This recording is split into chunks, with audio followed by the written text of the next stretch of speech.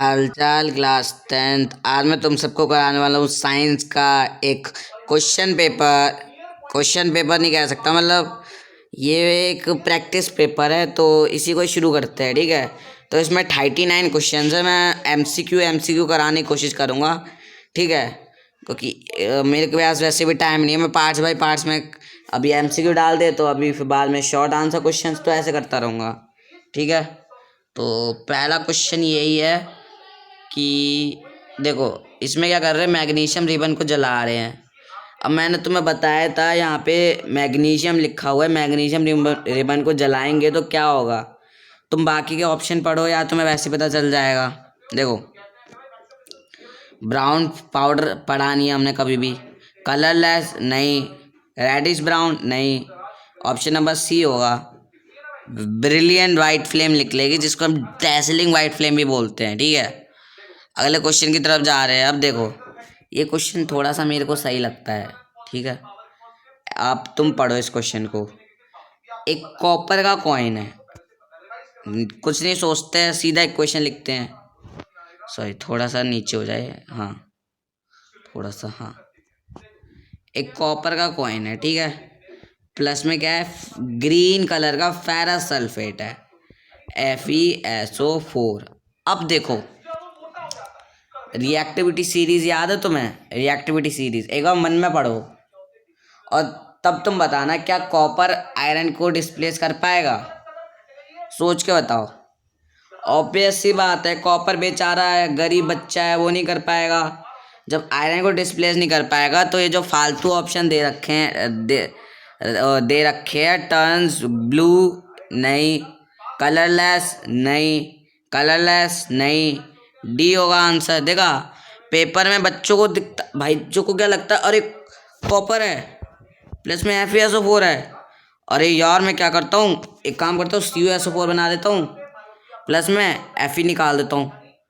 अरे भाई, ये भी तो देखो कि कॉपर इसको डिस्प्लेस कर भी पाएगा या नहीं। पेपर में कभी भी ऐसा क्वेश्चन आया ना, मन में एक बार रिएक्टिविटी सीरीज से कंफर्म कर लेना।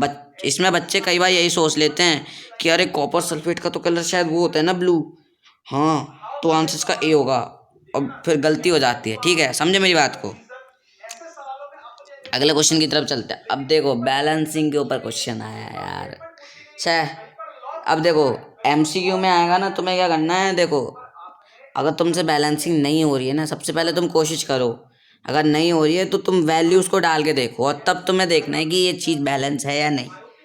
ठीक है, सबसे पहले छोटी छोटी वैल्यूज़ को डालते हैं। देखो, 7 हो गया, 8 हो गया, ये हम सबसे लास्ट में डालेंगे। क्यों? क्योंकि अगर हम इन्हें पहले डालेंगे तो हमारा टाइम वेस्ट होगा। सबसे पहले हम 3 और 5 को डाल के देखते हैं इस क्वेश्चन में। ठीक है, 3 x की जगह 3 डाल देते हैं, y की जगह 5 डाल देते हैं। पेपर में तुम्हें यही करना है। ठीक है, पेपर में अगर देखो, बैलेंसिंग में कभी कभार होता है टाइम लग जाता है क्वेश्चन में, तो तुम्हारा टाइम वेस्ट होगा। इससे बढ़िया तुम इसमें वैल्यू डाल के देखो, देखते हैं आंसर आता है या नहीं। 3 को डाला, 5 को डाला, यहाँ पे हाइड्रोजन कितने, 3। अरे यार, वैसे ही गलत हो गया, ये ऑप्शन तो वैसे ही एलिमिनेट कर दो। क्यों? यहाँ पे हाइड्रोजन कितने हैं, 3 हैं। यहाँ पे कितने हैं हाइड्रोजन, काउंट करना, 2 हैं। तो एक हाइड्रोजन कहाँ चला गया, मतलब यहाँ पे हाइड्रोजन 4 है, यहाँ पे 3 है, एक हाइड्रोजन कहाँ चला गया, कहाँ हेरा फेरी हो रही है। मतलब ये ऑप्शन ही गलत है, इसको तो मैं पहले ही काटूंगा। ठीक है, ऐसे काटूंगा दिखे ही ना, मजाक से हट के। अगर तुम्हें कोई चीज़ लगे तो तुम्हें नहीं काटना है ऐसे। अगला डाल के देखते हैं, यहाँ पे 4 डालते हैं, यहाँ पे 2 डाल देते हैं। अब मुझे ऐसा लग रहा है ये आंसर हो सकता है, एक बार काउंट करें। कॉपर तो बैलेंस है, तो जो बैलेंस है उसको अभी के लिए हम साइड कर देते हैं। हाइड्रोजन कितना है यहाँ पे, 4 है, यहाँ पे भी 4 है, इसको भी साइड कर देते हैं। अब देखो, यहाँ पे नाइट्रोजन कितना है, काउंट करो। यहाँ पे नाइट्रोजन कितना है, यहाँ पे तो 4 है, और यहाँ पे नाइट्रोजन कितना है, ये 2 नाइट्रोजन ये हो गया, और 2 नाइट्रोजन ये हो गया। ठीक है, यानी कि नाइट्रोजन भी बैलेंस है, तो नाइट्रोजन को भी काट दो। अब बचा हमारे पास ऑक्सीजन। यहाँ पे ऑक्सीजन कितना है, 12 है, यहाँ पे काउंट करेंगे 6, ये हो जाएगा 2, और ये हो जाएगा 2, नहीं नहीं, नहीं नहीं नहीं नहीं नहीं नहीं नहीं नहीं, सही है सही है सही है सही है सही है सही है सही है। यहाँ पे ऑक्सीजन में हमारे पास बैलेंस है। ठीक है, ये 4 हो जाएगा, ये 2 हो जाएगा। ठीक है, यानी कि इन शॉर्ट आंसर मेरा सी होगा। मैंने तुम्हें स्लोली स्लोली करके बताया ताकि तुम्हें दिक्कत ना हो, तुम धीरे धीरे समझो। नहीं तो पेपर में तुम ये क्वेश्चन क्या कर दोगे 2 मिनट में, देखते ही हो जाएगा तुमसे। क्या देखते ही हो जाएगा। ठीक है, अगला क्वेश्चन करते हैं। अब देखो, विनेगर में कौन सा एसिड होता है।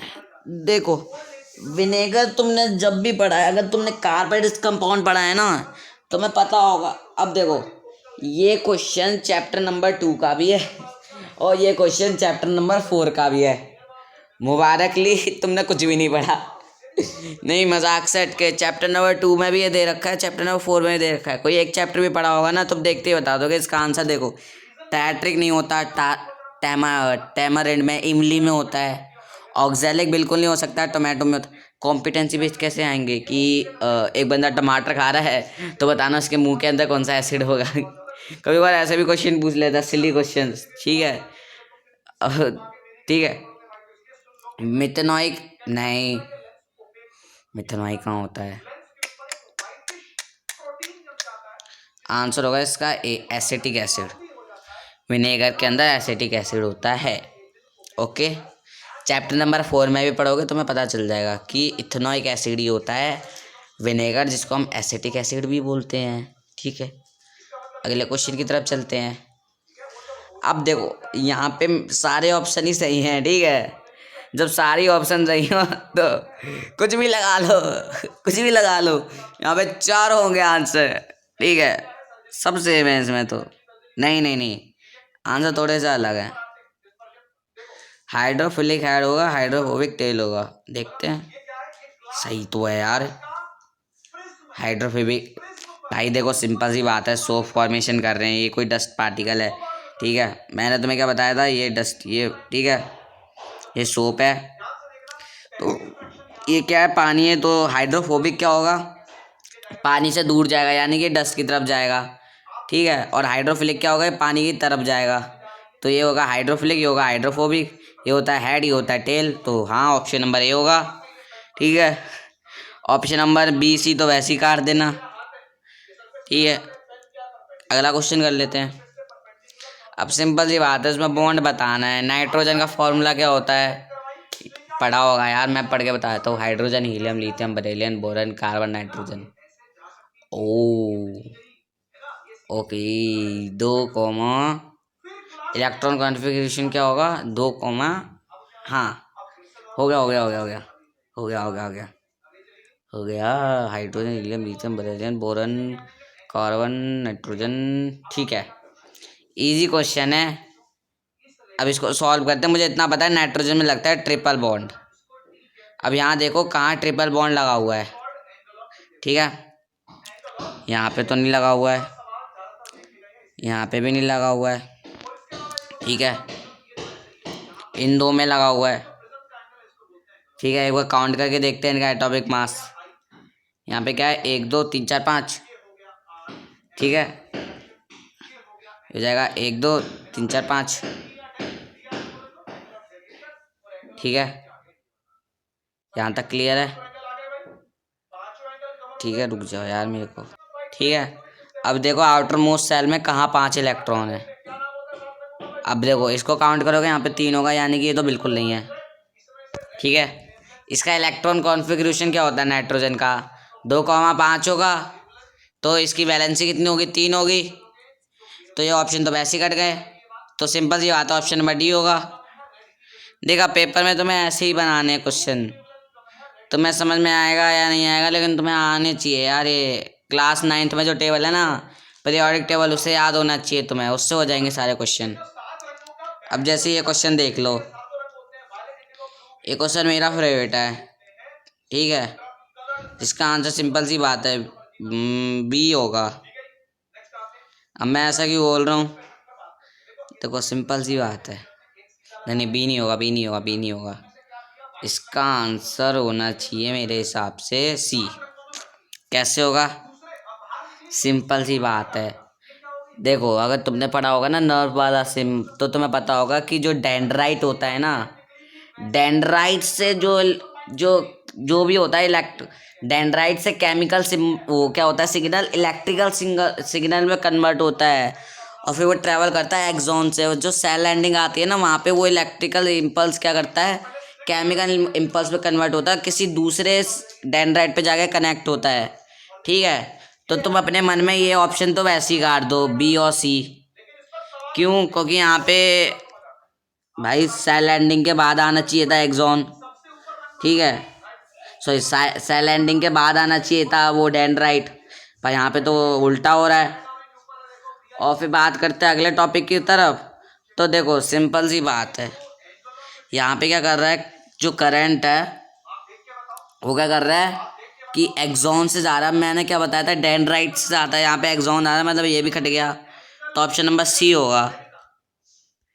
अब देखो, भूख को कौन कंट्रोल करता है? मम्मी भूख लग रही है, खाना दे दो। तो जो तुम्हें भूख लगती है ना खाना खाने की, उसको कौन कंट्रोल करता है? सिंपल सी बात है, हाइपोथैलेमस ही कंट्रोल करता है, जो कि सेरिबेलम वो हाइपोथैलेमस ही कंट्रोल करता है यार। सेरिबेलम तो हमारे सारे थिंकिंग के पार्ट्स को कंट्रोल करता है, सेरिबेलम पोस्चर को कंट्रोल करता है, और जो मेड्यूला होती है वो वॉमिटिंग, सेलिवेशन, बीपी को कंट्रोल करती है। हाइपोथैलेमस आंसर है इसका यार। ऐसे इजी इजी क्वेश्चन आते हैं। अब देखो ये क्वेश्चन, देखो किसके पास मैक्सिमम पावर होगी पूछा है। अब तुम्हें पता है 10% लॉ क्या कहता है कि यहाँ से पावर इसके पास ट्रांसफ़र होगी, फिर यहाँ से इसके पास, फिर यहाँ से इसके पास 10% ट्रांसफ़र होती है। तो क्या यहाँ पे ही पावर ज़्यादा होगी, फिर यहाँ से इसकी, यहाँ पे अगर 1000 पावर है तो यहाँ पे 10 हो जाएगी, यहाँ पे 0.10, ऐसा टाइप ट्रांसफ़र होता जाएगा।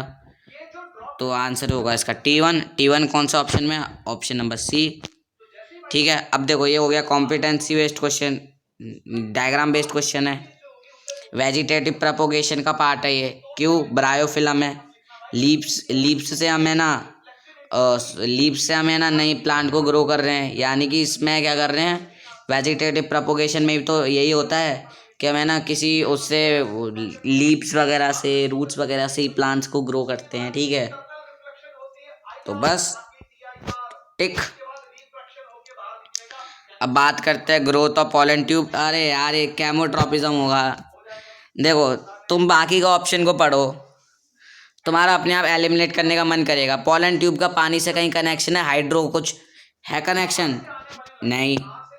जियो, पॉलन ट्यूब तुमने अगर रिप्रोडक्शन चैप्टर पढ़ा है तो तुम्हें पता होगा पॉलन ट्यूब का ग्रेविटी से क्या कनेक्शन है भाई। काट दो। फोटोट्रॉप भाई, पॉलन ट्यूब को अपनी फोटो तोड़ना खिंचवानी है क्या? से लॉजिकल क्वेश्चन है, तो काट दो। लाइट का कुछ कनेक्शन तोड़ना पॉलन ट्यूब से, ऑब्वियस ही बात है। केमिकल से कनेक्शन है तो कैमोट्रोपिज्म। ठीक है, ये भी कुछ चिंदी चिंदी क्वेश्चन ही हैं यार, ये तो तुम खुद से ट्राई करना यार। इसका आंसर मैं नहीं बता रहा, तुम खुद से ट्राई करना। इजी इजी क्वेश्चन तो हैं यार ये। 4 क्यों लिखा है? ये एनसीईआरटी की एक्सरसाइज के बेस्ड क्वेश्चन है, इसको तुम्हें खुद से ट्राई करना है। ठीक है, ये मैं तुम्हें होमवर्क दे रहा हूँ। ठीक है, ओके। ठीक है, वैसे मैं थोड़ी बहुत हेल्प कर देता हूँ। देखो सिंपल सी बात है, यहाँ पे क्या बोल रहा है, which activity if effect in the absence of HCl। HCl नहीं है इस एक्टिविटी में। ठीक है, यानी कि प्रोटीन डाइजेस्ट नहीं होगा। सिंपल सी बात है भाई, यही तो करता है काम HCl। और कोई ऑप्शन दिख रहा है तुम्हें? तुम खुद से दिल पे हाथ रख के बोलो, इसका आंसर ए नहीं होगा।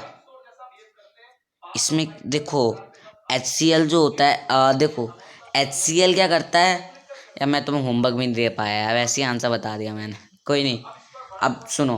HCl क्या करता है, पेप्सिन को एक्टिवेट करता है, जब मैंने तुम्हें चैप्टर पढ़ाया था। करता है ना? अब देखो जब HCl ही नहीं है, पेप्सिन ही एक्टिवेट नहीं होगा। जब पेप्सिन एक्टिवेट नहीं होगा तो तुम खुद बताओ कहीं से बन पाएगा प्रोटीन?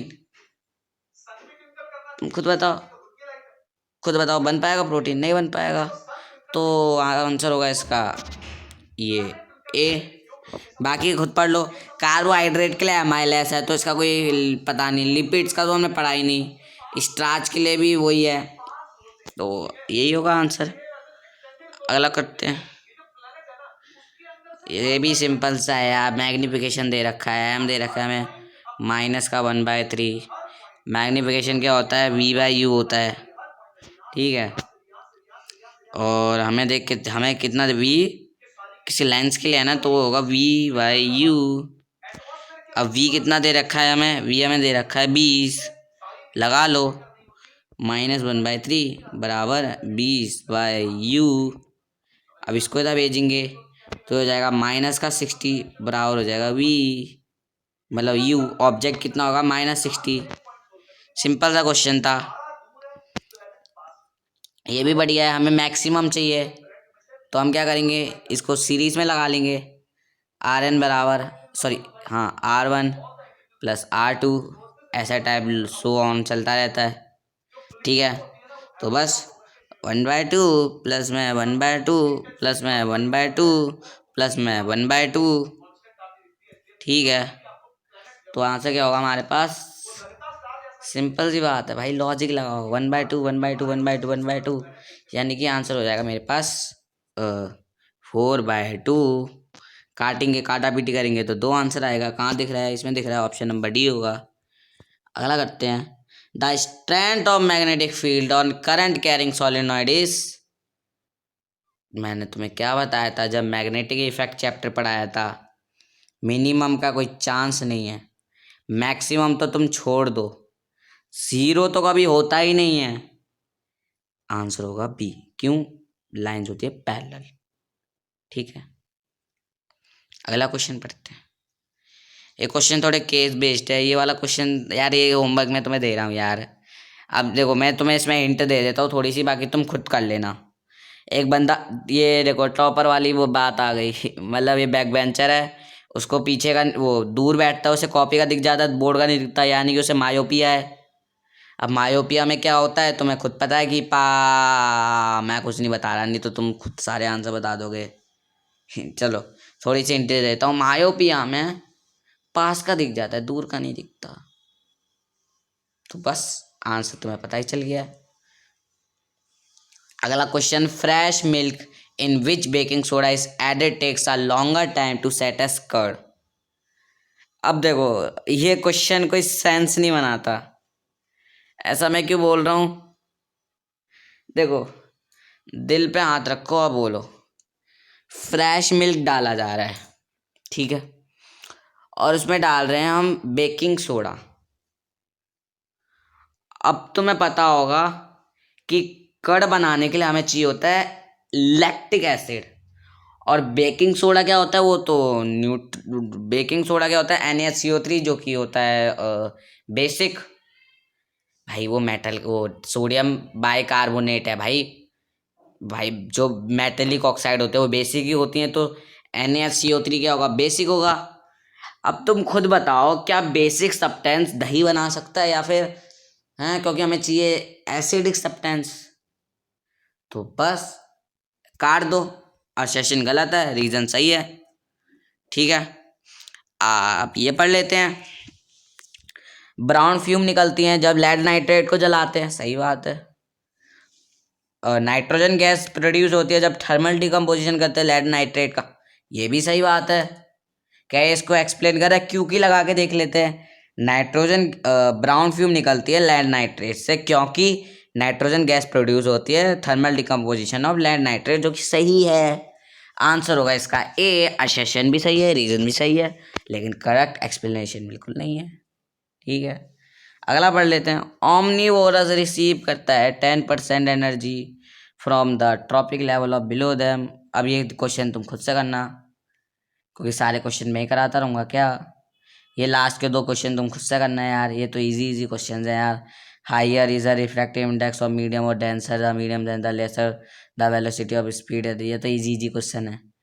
अब मैं आता हूँ इस क्वेश्चन में हाइपरमेट्रोपिया वाले कुछ केस पे, फिर इस पे भी आऊँगा यार, ठीक है। हाइपरमेट्रोपिया केस पे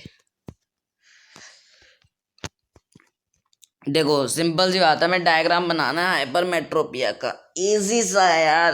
क्या है ये क्वेश्चंस, साइंस का पेपर बहुत इजी होता है। अब देखो, 20 मिनट में मेरा ये सेट कंप्लीट हो गया। और गिनती के 2 क्वेश्चन मैं तुम्हें दिए होंगे होमवर्क के लिए, ठीक है। तो बस इजी होता है साइंस का पेपर, आधे घंटे के अंदर एमसीक्यूज खत्म। हम सेक्शन बी पे आ गए, वो भी इतना मैंने तुम्हें समझाया, तुम्हें तो पेपर में समझने की भी जरूरत नहीं है। कुछ ऐसे होता है ना, आइस, आई नो मेरी आइस का डायरेक्शन थोड़ी सी बेकार है, मेरी ड्राइंग ऐसी होती है बहुत ज़्यादा। हाइपरमेट्रोपिया बताना है ना, तो लाइट यहाँ से आएगी, ठीक है। अब थोड़ा इसको दिखा देते हैं। बस ये हो गया हाइपरमेट्रोपिक आई, HM, हाइपरमेट्रोपिक आई।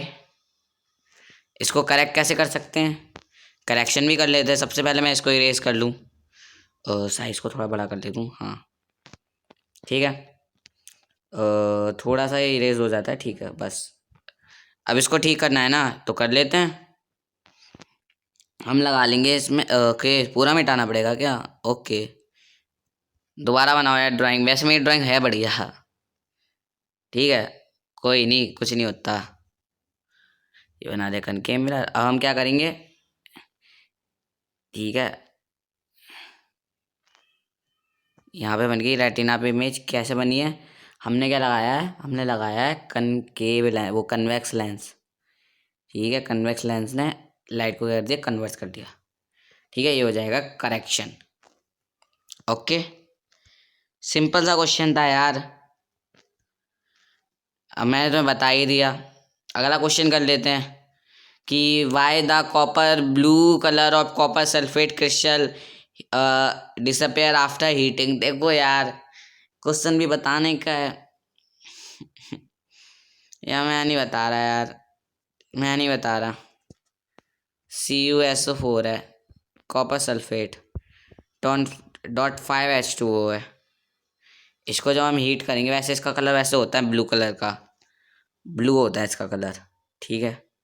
इसको जब हमने हीट किया तो हमें क्या मिलेगा, कॉपर सल्फेट प्लस में H2O। Sorry sorry sorry sorry, थोड़ा सा गलत हो गया, थोड़ा सा गलत हो गया, ठीक है। इसको तो मैं थोड़ा इरेज कर लूँ, ठीक है। हाँ हमें क्या मिलेगा, हमें मिलेगा कॉप, अबे यार क्या हो गया मेरे से, हाँ हमें मिलेगा कॉप, चल तो जाए यार, अच्छा हमें मिलेगा कॉपर सल्फेट पॉइंट प्लस में 5H2O। अब कॉपर सल्फेट का कलर क्या होता है, वाइट होता है, तो बस इसी के कारण हमें मिलेगा, बिकॉज हम हीट करेंगे तो पानी के मॉलिक्यूल्स अलग हो जाएंगे, ठीक है। अच्छा आंसर बॉक्स है मेरे पास, तो मैं क्या, ठीक है, समझ गए ना मेरी बात को, तुम समझ गए ना मेरी बात को, ठीक है। अगले क्वेश्चन की तरफ जाते हैं।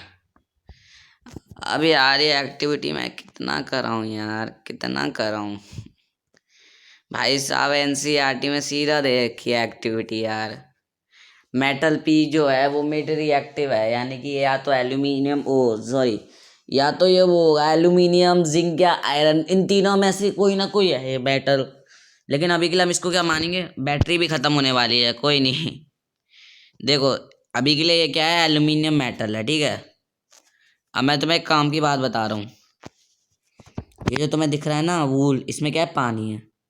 इसको जब हम हीट करें तो ये पानी क्या बन रहा है, स्टीम में बन रहा है, ठीक है। और ये क्या है, मेटल है, यानी कि हमें इतना तो पता चल गया कि स्टीम के साथ रिएक्शन करा रहे हैं, ठीक है, इतना तो पता चल गया। अब देखो हमने रिएक्टिविटी सीरीज पढ़ी है, और हमने ये भी पढ़ा है कि मेटल कैसे रिएक्ट करते हैं वाटर के साथ। तो कैल्शियम मैग्नीशियम एल्यूमिनियम को तो तुम काट ही दो, क्योंकि ये कोल्ड वाटर के साथ रिएक्ट करते हैं, सॉरी, कैल्शियम तक कोल्ड वाटर के साथ रिएक्ट करता है, मैग्नीशियम तो हॉट वाटर के साथ रिएक्ट करता है। यानी कि आंसर इसका एल्यूमिनियम जिंक और आयरन है, क्योंकि ये जो होते हैं स्टीम के साथ रिएक्ट करते हैं। एल्यूमिनियम और आयरन तो एल्यूमिनियम जिंक, जिंक एल्यूमिनियम तो हमारे वो हैं रिएक्ट, वो क्या कहते हैं, एम्फोटेरिक ऑक्साइड है, तो अभी के लिए हम इन्हें भी नहीं ले रहे, ठीक है। तो हम लेंगे आयरन को ही, ठीक है, क्योंकि इसकी रिएक्शन हमें दे नहीं रखी है शायद NCERT में, तो अभी के लिए हम आयरन को ही ले रहे हैं, ठीक है। तो आयरन की जब हम रिएक्शन कराएंगे, ठीक है, Fe प्लस में H2O अब देखो तुम्हें मेंशन करना है कि ये क्या है, गैस स्टेट में है, नहीं तो पता नहीं चलेगा ये स्टीम है, ठीक है। तो हमें क्या मिलेगा, हमें मिलेगा Fe3O4 जो कि होता है magnetic oxide of iron plus में H2 गैस। इसको बैलेंस करें, करते हैं। यहाँ पे 3 लगा लिया, ठीक है। यहाँ पे 4 लगा लेते हैं ताकि ऑक्सीजन बैलेंस हो जाए, और फिर यहाँ पे भी 4 लगाना पड़ेगा, कोई नहीं लगा लेते हैं, बस खत्म। इतना ही करना था, मिल गए 2 नंबर। अब किस किस को मिले 2 नंबर क्वेश्चन करने के बाद? तुम्हें बताना है कि this is the reaction of metal with steam which gas is produce, obviously hydrogen gas. अब हमें अगला क्वेश्चन है एडवांटेजेस ऑफ वेजिटेटिव प्रोपोगेशन। सबसे चिंदी क्वेश्चन है यार ये, कोई नहीं, चिल्ला क्यों रहा हूँ मैं। और फिर बस ये हम सेक्शन बी तक ही करेंगे आज, ठीक है। Advantage of vegetative propagation, simple सी बात है, सीडलेस, वो क्या कहते हैं, सीडलेस वो फ्रूट प्रोड्यूस होता है इससे। और सेकंड इसकी 100% सर्वाइवल रेट रहता है, और डिजीज़ फ्री रहता है ये। वेजिटेटिव प्रोपोगेशन से डिजीज़ फ्री प्लांट होते हैं। और फिर कोई कैंचीप मेथड होता है, 2 बोले तो 4 बता दिए, खुश एग्जामिनर भी। ब्राइन सॉल्यूशन क्या होता है, अरे यार ये मैं बताते बताते थक गया। NaCl प्लस में H2O नमकीन पानी होता है ब्राइन सॉल्यूशन। अब ये देखो, इस क्वेश्चन को थोड़ा तुम सही से करना, क्योंकि इसमें डायग्राम के भी नंबर मिलेंगे, ठीक है। तो मैं तो सब बनाऊंगा यार, क्योंकि मैं तो पढ़ने वाला अच्छा हूँ था, अब नहीं पढ़ता मैं। तो बस रिएक्शन करा दो यार, NaCl प्लस में H2O। इसमें क्या लगाएंगे हम, बिजली की शक्ति लगाएंगे थॉर भैया की, ठीक है। तुम्हें क्या मिलेगा, NaOH मिलेगा प्लस में H2 मिलेगा प्लस में Cl2 मिलेगा। अब ये गैस कहाँ जा रही है, एक सेकेंड थोड़ा सा नीचे हो जा। अब इसको बैलेंस करें एक बार। अबे यार ये थोड़ी दिक्कत कर रहा है यार, इसको मैं कहाँ रखूँ, यहीं पे कर लेता हूँ। अब इसको थोड़ा, इसको बैलेंस करते हैं। यहाँ पे क्लोरीन 2 है तो यहाँ पे लगा लेते हैं, बस बैलेंस हो गया, इजी है ये।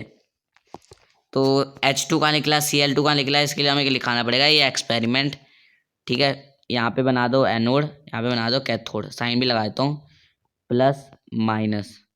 अब तुम इसको बैटरी वगैरह से कनेक्ट कर लेना, ऐसे टाइप बैटरी से कनेक्ट कर लेना, ठीक है। मैं ही कनेक्ट कर लेता हूँ, ठीक है। मैं थोड़ा रफली बना रहा हूँ, तुम्हें अच्छे से बनाना है।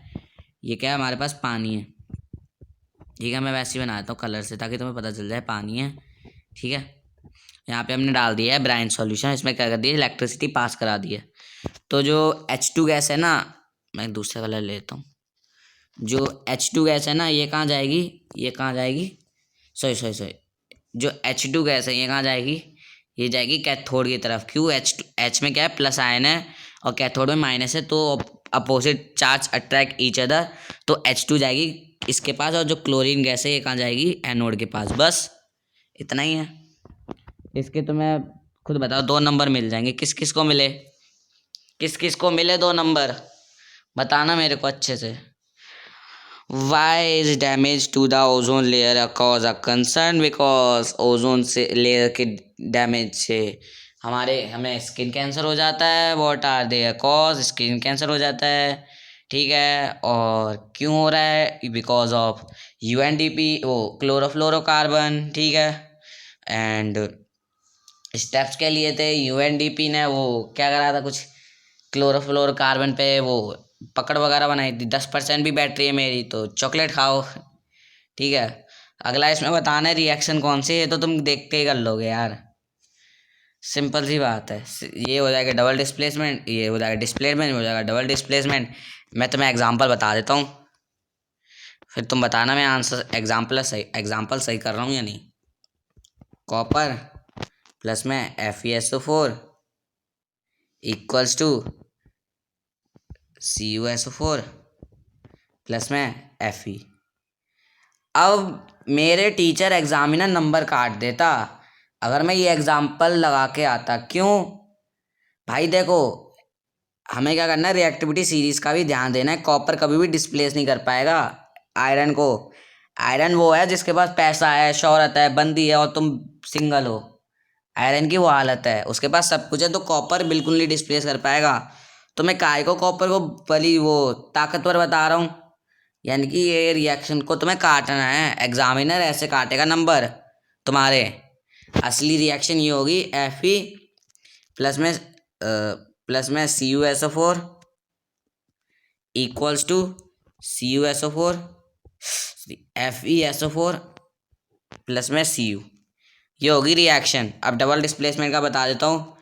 Na2CO3 प्लस में BaCl2 इक्वल्स टू क्या मिलेगा, BaSO4 प्लस में 2NaCl। तो बस ये एक एग्जांपल है, ये इसका जो होता है वाइट पीपीटी होता है। इजी सा क्वेश्चन है, और मेरी बैटरी भी ख़त्म होने वाली है, तो मैं मिलता हूँ अगली वीडियो में। तब तक के लिए बाय बाय यार, तुम चिंता मत करो, मैं पढ़ाऊँगा तो मैं बाकी का बाय।